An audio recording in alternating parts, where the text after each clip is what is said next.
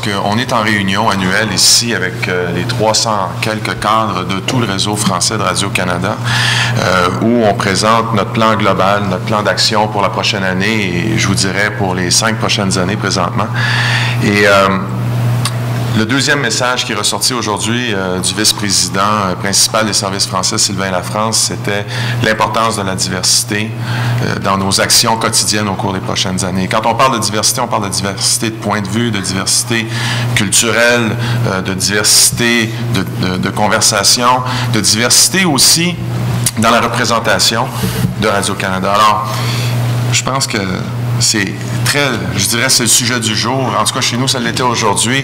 Et c'est très cohérent avec la présence, avec ma présence aujourd'hui ici. Pourquoi? Parce que pour Radio-Canada, c'est évident. On ne peut pas être un média de service public si le public n'est pas au rendez-vous. Et le public, aujourd'hui, ben, il a changé, il a évolué. Et Radio-Canada veut évoluer aussi. On n'est pas parfait, on ne prétend pas être parfait, et je ne vous dirai pas qu'on est parfait.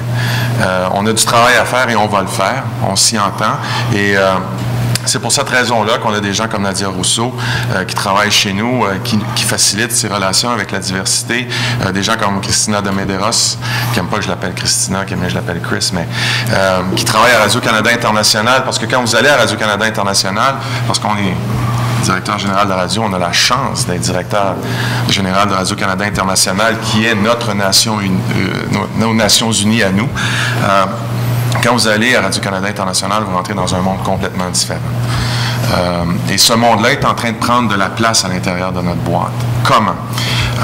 On a produit, au cours des 3 dernières années, plusieurs documents, contenus, émissions qui traitent de l'immigration. Parce que Radio-Canada International s'est donné cette vocation-là il y a 3 ans, d'aborder les sujets de l'immigration, de l'intégration et de l'adaptation au Canada.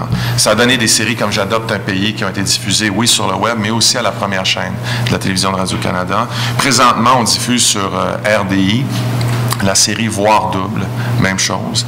À la première chaîne de la radio, on diffuse présentement Tam Tam Canada, qui est une émission qui souligne la place, la nouvelle place des immigrants au Canada. C'est une émission qui est diffusée partout à travers le monde.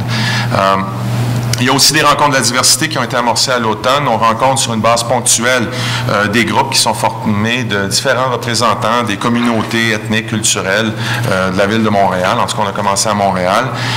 Et on discute de différents sujets, de la culture, on a discuté de la crise économique, évidemment de l'intégration comme telle et de l'urbanité de Montréal.